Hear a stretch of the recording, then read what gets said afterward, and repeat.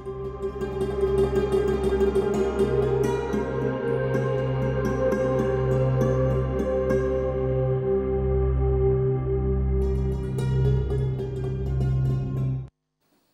আলাইকুম ওয়া রাহমাতুল্লাহি ওয়া বারাকাতুহু। আলহামদুলিল্লাহি রাব্বিল আলামিন ওয়াসসালাতু ওয়াসসালামু আলা সাইয়্যিদিল আমবিয়াই ওয়া আশরাফিল মুরসালিন নবিয়িনা মুহাম্মদ ওয়া আলা আলিহি ওয়া সাহবিহিল মায়ামিন ওয়া বা'দ। প্রিয় দর্শক মণ্ডলী, সুন্দর এই সময়ে বিশ্বের যে প্রান্ত থেকে আপনাদের সকলের প্রিয় চ্যানেল দেশ টিভির পর্দায় আমাদের সাথে যুক্ত হয়েছেন, সকলকে আন্তরিক মোবারকবাদ, প্রীতি এবং শুভেচ্ছা জানিয়ে শুরু করছি জনপ্রিয় ইসলামিক আয়োজন ইসলামী জীবন ও জিজ্ঞাসা। সাথে আছে আমি মোহাম্মদ আল আমিন খান। আজকে অতিথি হিসেবে যুক্ত হয়েছেন বাংলাদেশের প্রখ্যাত ইসলামিক স্কলার, বিশিষ্ট ইসলামী চিন্তাবিদ এবং শিক্ষাবিদ ফদিলাতুল শেখ প্রফেসর ডক্টর আব্দুল কাদির হাফিজাহুল্লাহ, সম্মানিত অধ্যাপক, আরবি বিভাগ, ঢাকা বিশ্ববিদ্যালয়। আসসালামু আলাইকুম ওয়া রাহমাতুল্লাহি ওয়া বারাকাতুহু। ওয়ালাইকুম আসসালাম ওয়া রাহমাতুল্লাহ। স্যার ভালো আছেন? আলহামদুলিল্লাহ, আপনি কেমন আছেন? আলহামদুলিল্লাহ, আপনাকে স্বাগত জানাচ্ছি আমাদের চমৎকার আয়োজনে। ধন্যবাদ। প্রিয় দর্শক মণ্ডলী, নতুন বছর 2025-এর শুরুতে এই প্রথম দিনে, এই প্রথম বিকেলে আমরা আজকে আলোচনা করব এই নতুন বছরটাকে আমরা কেমন করে সাজাবো, এই বছরের আমাদের কর্ম পরিকল্পনা কেমন হওয়া উচিত এবং বিগত বছরের শিক্ষাগুলো কী কী নেওয়া উচিত আমাদের। শেখ, আমাদের মূল টপিকে যদি বলতেন, নতুন বছর আমরা এসেছি 2025 সালে, তো নতুন বছরে একজন ইমানদার, একজন মুসলিমের কী কী পদক্ষেপ বা কী কী কর্ম পরিকল্পনা হওয়া উচিত? ধন্যবাদ বিজ্ঞ উপস্থাপক। চমৎকার বলছিলেন, কারণ আমরা তো 2025 সালের একেবারেই প্রথম দিনের শেষ প্রান্তে এসে উপনীত হয়েছি। আমরা একটা বিষয় জানি, কুল্লু জাদিদিন লাদিদুন, প্রত্যেকটা নতুন জিনিসেই সুস্বাদু বা স্বাদযুক্ত। নতুন বলতে একটা বিগত বছরের 365 দিন পেরিয়ে আমরা আবার নতুন বছরের প্রথম দিনে পদার্পণ করলাম। একটা মানুষ যদি তার জীবনের অতীতটাকে একটু স্মৃতিচারণ করে, সেটা হলো যে আমি কি করেছি এবং কি করতে হবে। যে আমরা একটা প্রবাদ পড়েছিলাম, এহতসাবিল মাজি, অতীতকে তুমি আগে পর্যালোচনা করো, হিসাব করো। অতীতের হিসাবটা যদি তোমার মিলে যায়, তাহলে তুমি ভবিষ্যৎ পরিকল্পনা সুন্দরভাবে করতে পারবে। তো সেটা হলো একটা সুন্দর পরিকল্পনার প্রয়োজন, তবে অতীত থেকে শিক্ষা নিয়ে। যেমন কোন একজন আল্লাহর বলি, তিনি ভাবলেন যে আমি যে 60টি বছর বা 50টি বছর যে আমার অতিবাহিত হলো, আমি এই 50 বছরে যদি আমি একটা করে পাপ করে থাকি, তাহলে 50টা পাপ করেছি। আর যদি আমি প্রতি মাসে একটা করে থাকি, তাহলে 5 বরং 60, 600টি পাপ করেছি। যদি আমার এই পাপের সংখ্যাটা প্রতিদিন একটা করে হয়, তাহলে কত হাজার পাপ হয়ে যাবে। এই কথা বলেই তিনি অজ্ঞান হয়ে গেলেন এবং তিনি মারা গেলেন। তার মানে এই মানুষটির এই মৃত্যুটা তার অতীত জীবনকে হিসেব করে ভবিষ্যতের চিন্তায় তিনি এতটাই ব্যতীত হয়েছেন যে তিনি পৃথিবী থেকে বিদায় নিয়েছেন। এটা সুন্দর একটি মৃত্যু। এখন এটা কিভাবে সম্ভব হলো? যখন তিনি অতীতকে পুঙ্খানুপুঙ্খ হিসাব করে ভাবতে পারলেন, দেখতে পেলেন যে অসংখ্য পাপ তার জমা হয়ে গেছে। অতএব আল্লাহ আমাকে কেমন করে রক্ষা করবেন, আদৌ কি আমার রক্ষা হবে? তো এই জন্য এহতেসাবিল মাজি বলছে যে তোমরা অতীত থেকে হিসাব গ্রহণ করো আর ভবিষ্যতের জন্য তুমি পরিকল্পনা করো। বিশ্ব চরাচরে আল্লাহ জাল্লা শানুহু, দেখেন তিনি যার এত বড় শক্তি ক্ষমতা, ইন্নাল্লাহ আলা কুল্লি শাইইন কাদির, প্রত্যেকটা বিষয়ের উপর আল্লাহ সর্বশক্তিমান, যার গোটা সৃষ্টিকে সৃষ্টি করার জন্য শুধু দুটো শব্দ যথেষ্ট, একটা কোন, হও, আর পায়াকুন, হয়ে যায়। তো যিনি সকল কিছু কোন বললে হয়ে যেতে পারে, তিনিও কিন্তু এই সৃষ্টিকে 6 দিনে সৃষ্টি করেছেন, তার সকল সৃষ্টিকে। এই 6 দিনে সৃষ্টি করার মূল কারণটা হলো এই বিধিলিপিকে 6 দিনে সৃষ্টি করে আল্লাহ সুন্দর পরিকল্পনা বাস্তবায়ন করেছেন। এবং সেই বাস্তবায়নের ক্ষেত্রে আমরা দেখি যে লাশামসু ইয়ামবাগি লাহা আন তুদরিকাল কামার ওয়ালাল লাইলু সাবিকুন নাহার ওয়া কুল্লুন ফি ফালাকিন ইয়াসবাহুন, যে চাঁদ পারে না সূর্যকে অতিক্রম করতে, আর সূর্য পারে না চাঁদের নাগাল পেতে, প্রত্যেকটাই তার নিজ কক্ষ হতে পরিভ্রমণ করছে। তার মানে কুল্লু শাইইন আলা কাদরি বিকদার, প্রত্যেকটা জিনিসকে আল্লাহ তাআলা একটু সঠিক পরিকল্পনার মাধ্যমে সৃষ্টি করেছেন। এই জন্য পৃথিবীর মানুষের মধ্যেও সেই নেচারটা থাকা উচিত, সে তার এই পরিকল্পনা মাফিক জীবনটা গঠন করবে। এখন দেখুন, আজকে আমি যদি এই প্রথম দিনে যদি আমি আমার গত অতীতের ইতিহাসটাকে একটু রোমন্থন করি আর ভাবি যে জীবনেতে অনেক পাপ করেছি, যদি 365 দিনে একটা পাপ করে থাকি, তাহলে আমার 365টা পাপ জমা হয়ে গেছে তাহলে আমাকে কি করতে হবে? এখন আমাকে তওবা ইস্তেগফার করে আগের ওটাকে ধুয়ে মুছে শেষ করে দিয়ে নতুন একটা জীবন অবলম্বন করতে হবে, সেটা তাকওয়ার জীবন। কারণ এই তাকওয়ার জীবন ছাড়া আমার পরবর্তী কল্যাণের আর কোনো পথ নেই। পৃথিবীর মানুষ দুনিয়ার জীবনটাকে যতই সুন্দরভাবে দেখুক না কেন, কিন্তু আল্লাহর কাছে যদি এই আমলটা অ্যাকসেপ্টেবল না হয়, তাহলে কিন্তু তার সকল কিছু সব কিছু শেষ। এখন আসেন, আমরা অতীতে কি করেছিলাম, এখন কি করণীয় আছে। আমি অতীতে অনেকের সাথে পাল্লা দিয়েছিলাম, সেটা অবৈধ সম্পদ অর্জনের পাল্লা, দুর্নীতি আকণ্ঠ নিমজ্জিত হয়েছিলাম। আমি সবসময় অন্যকে ওভারটেক করে নিজে বড় হতে চেয়েছিলাম, অন্যের হক নষ্ট করেছিলাম। আমি এমনিভাবে অন্যের সাথে ব্যবসা করতে গিয়ে তার সমুদয় সম্পদ গ্রাস করে আমি প্রভাব প্রতিপত্তি খাটিয়ে দখল করেছিলাম।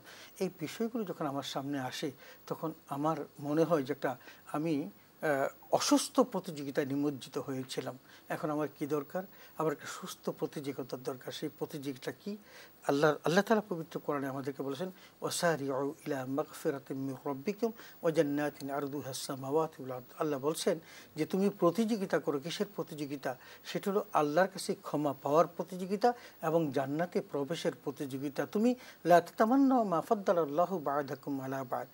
মানুষ একে অন্যে সম্পদশালী হচ্ছে, আর তুমি তার সম্পদ দেখে তুমি কি করবে? তার প্রতি লোভ করবে, তাকে হত্যা করে তার সম্পদ গ্রাস করতে চাইবে, তাকে ঠকাতে চাইবে। আল্লাহ জাল্লা শাহরু ফাদ্দালনা বা'দাকুম আলা বা'দ, একের সাথে পর অন্যকে সম্মানিত করেছেন, মর্যাদা দিয়েছেন। এটা মানুষের তরবিয়তের মধ্যে আল্লাহ লিপিবদ্ধ করে রেখেছেন। একই টেবিলের মধ্যে 5টা ভাই, কিন্তু কাউকে আল্লাহ সংসদ সদস্য বানান, আবার তাদের আরেকটা ভাইকে রাস্তার মধ্যে প্যাডেল চাপিয়ে রিকশা চালিয়ে চলার ব্যবস্থা। আল্লাহ চাইলে সবকিছুই পারেন, সবই পারেন। শুকরান জাযাকাল্লাহ স্যার, চমৎকার কিছু বিষয় বলেছেন। আবারও শুনবো। আমরা কিছু প্রশ্ন নিচ্ছি, অনলাইনে দর্শক প্রশ্ন রেখেছেন। গোসল ফরজ হলে প্রচণ্ড শীতের কারণে কোমর পর্যন্ত ধুয়ে নামাজ পড়া যাবে কিনা? সার্কামস্ট্যান্স যেটা বাধ্য করে, আসলে একটা বিষয় যদি আপনাকে বলি, গোসল ফরজ হলে আপনাকে 3টা ফরজ আদায় করতে হয়। একটা হলো নিয়ত করা, একটা হলো গরগরের সাথে কুলি করা, এবং নাকের বাসি পর্যন্ত কি করা? পানি পৌঁছানো এবং সমস্ত শরীর ধৌত করা। এই যে 3টা ফরজ, একটা হলো আপনাকে গরগরের সাথে কুলি করা, আর একটু নাকে নরম জায়গা পর্যন্ত পানি পৌঁছানো এবং সমস্ত শরীর ধৌত করা। 3টা কমপ্লিট না হলে ফরজ আদায় হবে না। কোনো অবস্থায় যদি ফরজ যদি ছুটে যায়, তাহলে কিন্তু আপনার ওই গোসল দিয়ে নামাজ হবে না। এখন আসেন, এই এমত অবস্থায় যদি কোনো ব্যক্তি কোনো পানি না পায়, তার কাছে কোনো পানির ব্যবস্থা নেই, ফাতায়াম্মামু সাঈদান তাইয়্যিবা, আল্লাহ কিন্তু তাকে সুযোগ দিয়েছেন যে সে তায়াম্মুম করতে পারে। তো আল্লাহ যেহেতু ওই 3টার অপশন এখানে ওভারলোক করে তায়াম্মুমের সুযোগ দিয়ে পবিত্র হওয়ার সুযোগ দিয়েছেন, এটা তাকে সার্কামস্ট্যান্স তাকে বাধ্য করেছে। এখন এমন এক পর্যায়ে তিনি পড়েছেন যে এত তীব্র শীত, কিন্তু সেই শীতটা যদি আমাদের শীতের কথা বলি, এমন হয় সেটা নয়। আমাদের দেশের যে শীত, সেটা কিন্তু কি আছে, এইটার আবার একটা আল্লাহ তাআলার পক্ষ থেকে একটা বিরাট ফায়দার সুযোগ আছে। আল্লাহ রাসূল বলেছেন যে আল্লাহ তোমার সমস্ত ইয়ামহুল্লাহু খাতায়াকুম, আল্লাহ তাআলা এমন একটা আমল আছে যেই আমলটা করলে আল্লাহ তোমার সমস্ত পাপগুলিকে মিটিয়ে দিবেন। তুমি সেটা বলছেন যে সেটা হলো যে তুমি ইসবাগুল উজু আনিল মাকারি, তুমি কষ্ট সত্ত্বেও তুমি উজু করবে। তো এই জায়গাতে কিন্তু আল্লাহ সওয়াবের ব্যবস্থা করে রেখে দিয়েছেন। কিন্তু আপনি যদি আমাদের দেশের যে শীত, এই শীতে মানুষ মারা যায় না, হ্যাঁ, যদি মারা যাওয়ার উপক্রম হওয়ার মতো কোনো ঠান্ডা হয়, সেই জায়গাতে তাকে অন্য পদ্ধতি অবলম্বন করা সুযোগ অবশ্যই ইসলাম আছে। ইসলাম কিন্তু খুব কঠিন না। তায়াম্মুমের ক্ষেত্রে যদি আমি সরাসরি মাটি পাচ্ছি না, আমরা মনে করি যে শুধু মাটি দিয়ে তায়াম্মুম হয়ে থাকে, সরাসরি মাটি যদি অনেকে না পাই, এক্ষেত্রে আমরা কি কি বস্তু দিয়ে তায়াম্মুম করতে পারি? আমরা সেটা মাটি থেকে তৈরি যে সমস্ত বস্তু আছে সেগুলো আমরা ইউজ করতে পারি। যেমন এই যে দেওয়ালটা, আমাদের দেশের দেওয়ালগুলো তৈরি করা হয়, সেই দেওয়ালটা কিন্তু আপনার সেখানেও কিন্তু আপনি তায়াম্মুম করতে পারেন। আপনি মাটির প্লেটের মধ্যে আপনার বাসায় কি আছে, অর্থাৎ আমাদের মূল বিষয় হচ্ছে মাটি থেকে তৈরিকৃত বস্তু দিয়ে আমরা তায়াম্মুম করতে পারবো। এখন অনেকটা সহজ হয়ে গেছে। এখন দেখবেন যে এগুলো বিক্রি হয়, ছোট ছোট মাটি বিক্রি করে, ছোট ছোট মাটি বিক্রি করে, এবং মানুষ সহজে যাতে বহন করতে পারে, বিদেশে যাবে তখন সেটা রাখার জন্য মাটির ব্যবস্থা আছে। আমরা সেই পদ্ধতি করে দেব। তবে আপনি সব জায়গা থেকে মুক্তি পাবেন যদি আপনার চেষ্টা সর্বাত্মক করার পর ব্যর্থ হন। আমি বাবারও বলছি বিষয়টা, আমাদের দর্শক শ্রোতার লক্ষ্য করার জন্য বলছি যে আপনি যেমন মনে করেন পবিত্র কোরআন কারীম তেলাওয়াত করা, ভুল যদি পড়েন আল্লাহ লানত নাযিল হবে, কিন্তু আপনি চেষ্টা করার পর যদি আপনি শুদ্ধ পড়তে পারলেন না, বাঁকা জাকা করে কোনোভাবে পড়লেন, আল্লাহ রাসূল বলেছেন তার চেয়ে দ্বিগুণ সওয়াব হবে, দুইটা করে দুইটা সওয়াব হবে। কেন হবে? কারণ আপনি চেষ্টা করেছেন কিন্তু পারেন নাই। শুকরান তবে জাযাকাল্লাহ। চেষ্টাটাই থাকতে হবে। আমরা বিরতির পরে স্যার আরো শুনছি। ইনশাআল্লাহ। প্রিয় দর্শক মণ্ডলী, দেশ টিভির পর্দায় চমৎকার আয়োজন দেখছিলেন। আমাদের সাথে আপনিও যুক্ত হতে পারেন দেশ টিভি ইসলামিক শো ফেসবুক পেজে গিয়ে কমেন্ট বক্সে। সময় হলো বিরতির, সাথেই থাকুন, ফিরছি ইনশাআল্লাহ।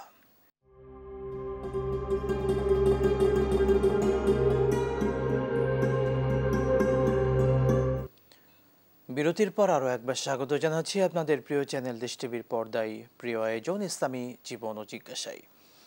দর্শক আমাদের সাথে যুক্ত হতে চাইলে দেশ টিভি ইসলামিক শো ফেসবুক পেজে গিয়ে কমেন্ট বক্সে প্রশ্ন রাখতে পারেন।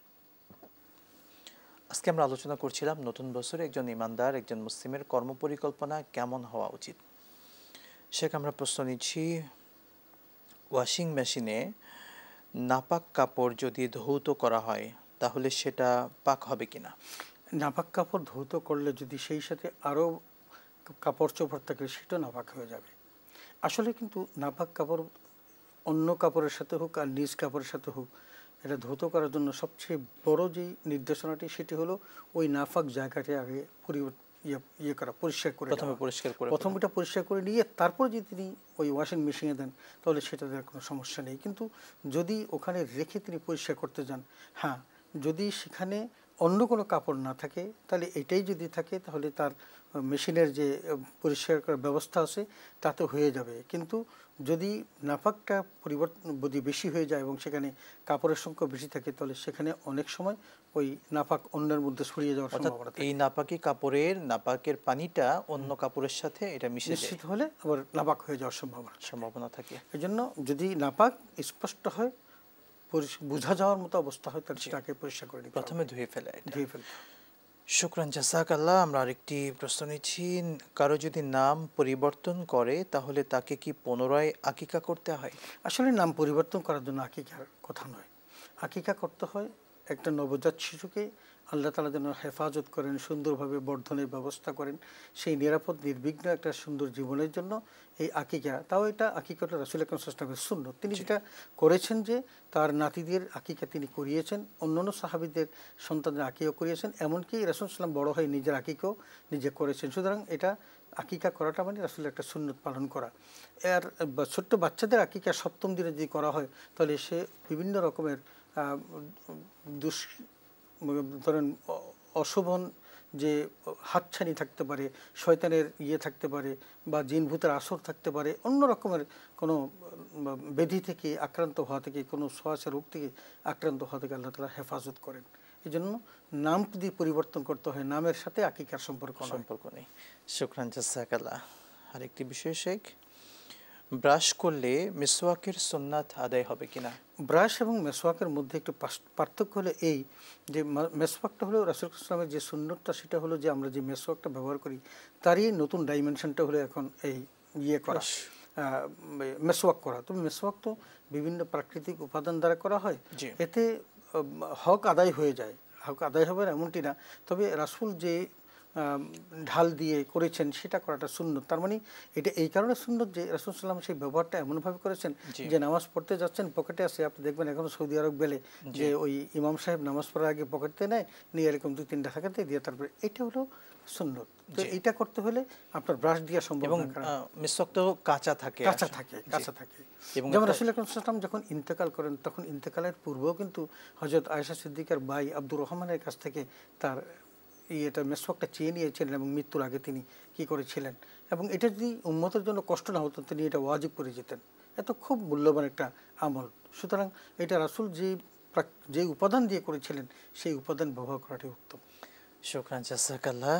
শেখার একটি বিষয়, আমরা অনেকে সঞ্চয়পত্র রাখি, সঞ্চয়পত্র এটা কি হালাল হবে নাকি হারাম হবে? আসলে সঞ্চয়পত্রটা মূল বিষয়টা হলো একটা হলো কনভেনশনাল সিস্টেম, একটা ইসলামিক সিস্টেম।